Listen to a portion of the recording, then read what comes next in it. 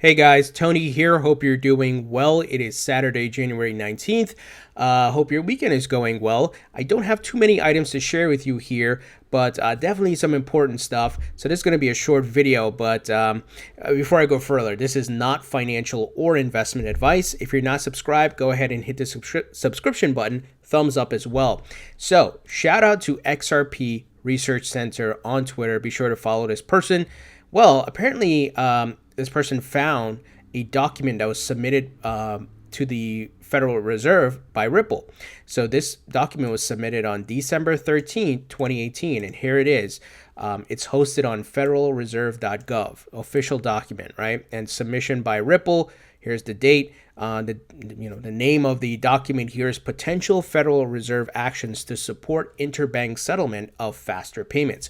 What is Ripple trying to do? Solve the payments issue right now, the real world problem that we have with payments, which take forever, cross-border, even domestic, right? And they're leveraging different products. XRapid, which leverages the digital asset XRP, XCurrent, and XVIA. So before I go further, I want to establish something. Many of you know, and we've talked a bit about this, Ripple's Ryan Zagone sits on the Federal Reserve Committee for Faster Payments. This is like a 2-year-old news. This was back in 2017. We also saw the Federal Reserve Task Force endorse Ripple, saying it improves speed and transparency of global payments. So it was a direct quote from the folks there. So Ripple is absolutely working with the Federal Reserve, and that's not a surprise. I believe, I forgot the name of the employee, but I remember at a conference he said, the Ripple employee, they are working with 40 to 50 central banks globally. So it's not a surprise they're working with the Federal Reserve, but something is cooking up here. And we saw, with XRapid live and with the announcement of certain, banks going live, but we know there's still regulatory clarity that's needed in the United States. So here's the document. XRP Research Center called out a few things here. So ILP, Interledger Protocol, is designed to synchronize transactions across ledgers, enabling interoperability across domestic and cross-border systems. New systems should explore using DAs as, digital assets as liquidity tool for cross-border transactions. So essentially, this document is trying to push the Federal Reserve, I guess, to endorse the usage of digital assets and improving, the whole the whole process of bank payments and cross-border payments. So I'm going to put a link, guys, in the description of this video because it's a lot to read through here, and I just don't want to have you guys listen to me read through it. I would rather you read it and their response. There's nothing groundbreaking here, but something is essentially Ripple is trying to nudge the Federal Reserve to make some moves here.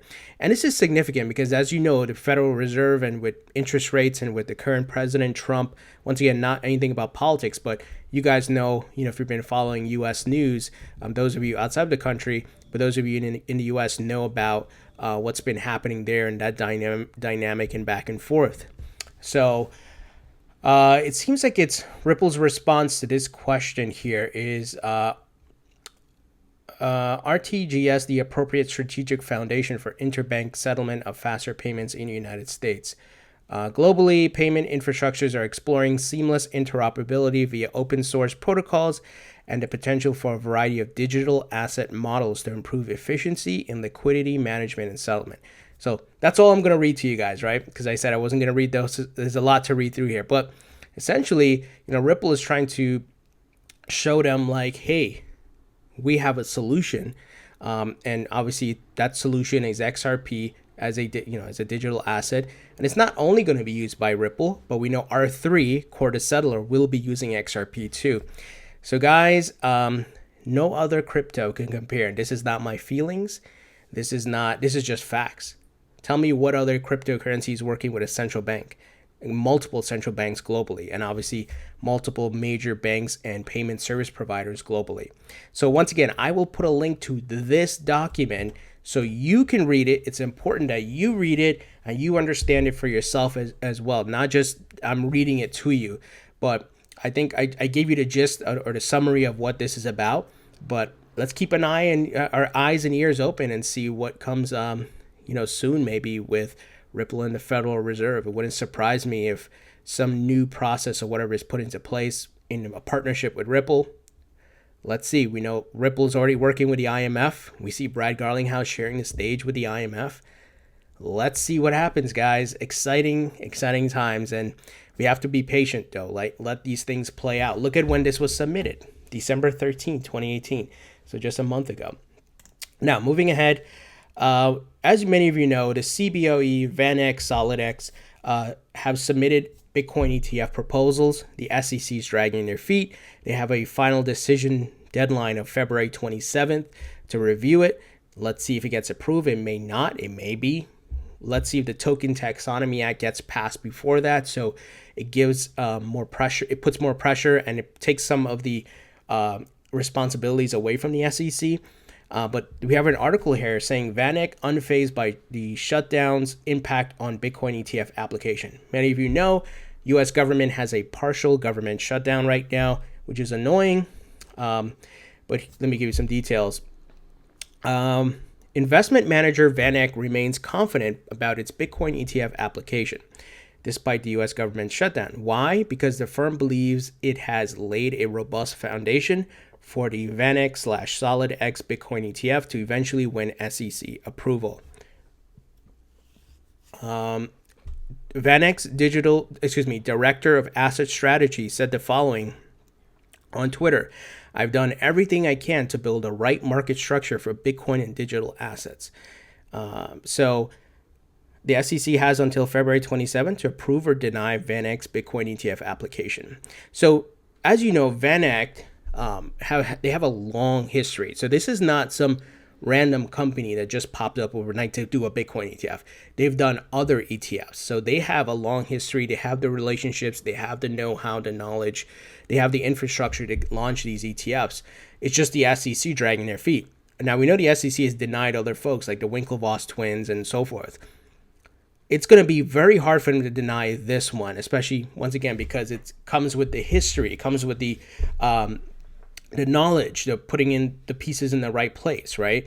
This is like the New York Stock Exchange coming and asking for something, right? It's been established. It's already gotten other wins and things approved. So let's see what happens. It could be that they approve the VanEck, but it could also be they continue to drag their feet for whatever reason. And let's see, we're all, a lot of different things are being held up here by the SEC and CFTC, because as you know, BACT is still waiting for the CFTC approval. So, and you can imagine Eris X, which is scheduled to launch later this year. If they don't get CFTC approval as well, they might get delayed, right? So U.S. government it needs to get its act together. We have shutdowns, we have delays. But at least we have some politicians and congressmen like Darren Soto and Warren Davidson who are pushing, and you have many others as well. But the Token Taxonomy Act is definitely the big thing here, guys. So let's see what happens, man. Next month is going to be interesting, but wanted to let you guys know about that. Now, we have a crypto TV show that's coming. Why am I sharing this with you guys? Because it shows the crypto and all that coming into the social pop culture and mainstream parts of our lives, right? And that's a great sign. So Entourage Star has a show about crypto in development. In what will either go down as the best or the worst idea ever, a star of the TV show Entourage is bringing crypto to the small screen. According to Breaker, Kevin Connolly, who played Eric E. Murphy on Entourage, many of you may know that show, has partnered with the media crypto fans Jason King and Eric Swords to build a show that makes dramatic hay of the ups and downs of the nascent and volatile industry. The would-be show's title is obviously Cryptos. So I don't know how this is going to go. One hand, I'm like, this is great because people help it, help the market to get more recognition and people to view it differently. But also, if it's a really bad TV show, it could probably just do more harm than good. So let's see what happens here. But this is interesting. I think overall, it's a good thing because it's pushing crypto mainstream. And we know crypto as a new asset is here to stay. I've been telling you guys mass marketing will be coming once these institutions start launching, like Bakkt, RSX, and Fidelity Digital Assets and more. So stay tuned, guys, and hodl and, be patient. Finally, former French central bank chief joins blockchain startup board. I'm not even going to read into this more because the headline tells you what you need to know, what we've been talking about.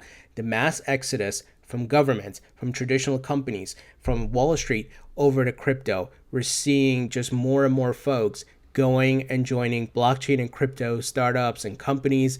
And it goes back to, the larger overarching theme here of why would they be doing that? They don't want to, they don't want to lose their job, or if crypto's dying, why would they join that? Why would companies be investing millions into these crypto companies? I thought crypto is going to go to zero. I thought Bitcoin's going to go to zero, right? So I always tell you guys, watch the moves being made by government and the big money. Lo and behold, you're seeing these folks are joining advisory boards, even getting involved as employees day to day. So big things are ahead. We are in the infrastructure stage, foundation being laid. So we got to be patient, but big things are ahead. And I'm actually very, very excited to see what comes out of this Ripple Federal Reserve partnership, given the problems that the U.S. and the global economy has with failing fiat currencies losing value, just a lot of divide between countries, and growing debt. I mean, just look at the United States debt. It's ridiculous, right? Let's see what comes out of all of this, guys, along with the IMF. So anyway, guys, what do you think about this? Leave your thoughts and comments below. Thumbs up if you like this video. Please subscribe if you haven't already. Don't forget to follow me on Facebook and Twitter. Also, please help share this video and my channel with your friends and family and on social media so we can share the facts of what's happening in the market, guys. So thank you for your support, and I'll talk to you all later.